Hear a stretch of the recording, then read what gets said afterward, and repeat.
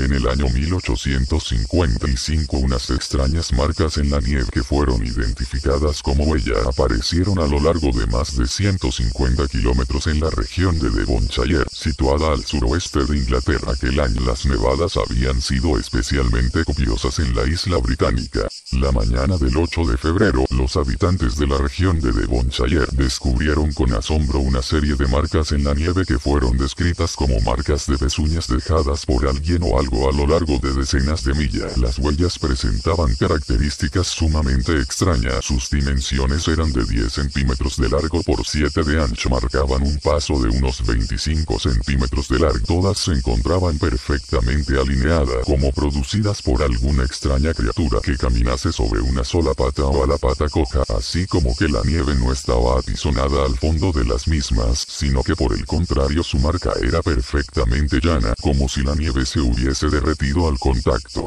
A este respecto, algunos testigos afirmaron que jamás habían visto huellas tan claramente marcadas en un campo de nieve y que, tras ellas, la nieve tenía la apariencia de haber sido marcada como por un hierro al rojo. Además, no parecían desviarse ante ningún obstáculo. Así, si las huellas se detenían cerca de una valla de varios metros de alto, estas no bordeaban la estructura, sino que retomaban su camino inmediatamente detrás sin tampoco haber dejado marcas de haber saltado o sorteado la barrera de alguna manera. Lo mismo sucedía cuando las huellas llegaban a algún establo o pajar. Sin embargo, se tornaban aún más enigmáticas cuando llegaban a alguna casa, ya que entonces, estas aparecían sobre el tejado de la misma o atravesaban un conducto de drenaje de solo 15 centímetros de diámetro. Los habitantes de la zona no daban crédito ante el hallazgo y no eran capaces de imaginar qué animal habría podido dejar unas marcas similares a aquellas y cómo podía atravesar los diferentes obstáculos que se encontraba por el camino.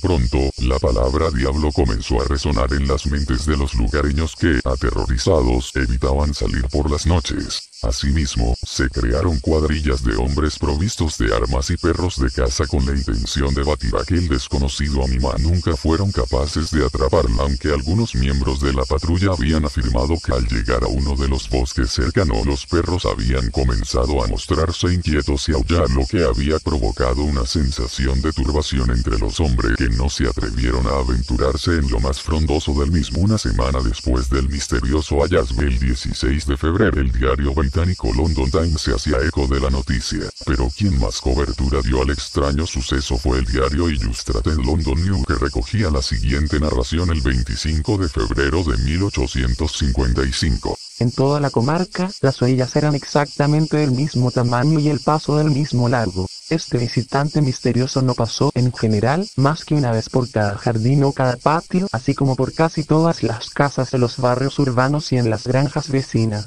Atravesaban los muros como si no constituyesen el menor obstáculo. Los jardines rodeados de altas empalizadas o muros y cuyas puertas estaban cerradas fueron tan cruzadas como aquellos que estaban sin protección. 2 habitantes de la comuna siguieron una línea de huellas durante 3 horas y media, pasando bajo hileras de árboles frutales en espalderas, perdiendo luego la pista de las huellas y reencontrándolas sobre el techo de las casas a las que su búsqueda les había llevado. Pronto las gentes londinenses tildaron a los habitantes de la provincia como poco versados y tendentes a la superstición y a los terrores infundados solo existentes en las humildes e iletradas mentes de los habitantes de los pueblos. Quien sí se interesó por el fascinante y extraño caso de las huellas fue un naturalista de Devonshire, quien afirmó que tales marcas no podían corresponder más que a alguna criatura única y no conocida, pero qué animal de un tamaño posiblemente modesto podría haber recorrido una distancia de más de 150 kilómetros en una sola noche en medio de una tormenta de nieve. El famoso paleontólogo inglés Richard Owen afirmó que ningún animal conocido deja un rastro de pasos rectilíneo, ni siquiera el hombre. Al examinar los dibujos de las huellas, concluye de manera sorprendente que se debían al rastro de un grupo de tejones, hipótesis del todo descabellada pues las huellas no podían corresponder a un grupo de animales a menos que todos se hayan movido a la vez y pisando exactamente en el mismo lugar del compañero que le antecedía. Además, las huellas en ningún caso obedecían a la típica tipología de un animal con garras, sino que por el contrario eran similares a las de un animal con pezuñas. Otras hipótesis que fueron cayéndose una tras otra defendían ideas tan variadas como la obra de un bromista, huellas de grandes pájaros empujados a las costas por el mal tiempo, probablemente una avutarda, sapos, una rata, una liebre coja incluso, no faltó quien se atrevió a aventurar que había sido el rastro dejado por un canguro escapado de algún zoológico. La idea del marsupial respondió a la necesidad de buscar un animal que pudiese saltar algunos obstáculos para así apartar de las gentes la idea de que el diablo se había paseado por la región. La hipótesis nació de las palabras del párroco local, el reverendo Musgrave, en el sermón dominical ante sus asustados feligreses. De hecho, posteriormente Musgrave declaró: no tengo confianza alguna en tal explicación, pero la idea se opone a la impresión peligrosa, desagradable y falsa de que podía tratarse del diablo. Mi palabra fue en el momento oportuno y fue sin duda saludable, y es que la mayoría de los habitantes de Devonshire continuaban creyendo que las huellas habían sido dejadas por el mismísimo diablo, aunque los más escépticos aceptaban la idea de que el animal misterioso podría haber sido un burro por el tipo de huellas, ya que éstas parecían presentar características muy similares a las de un animal dotado de cascos en sus extremidades.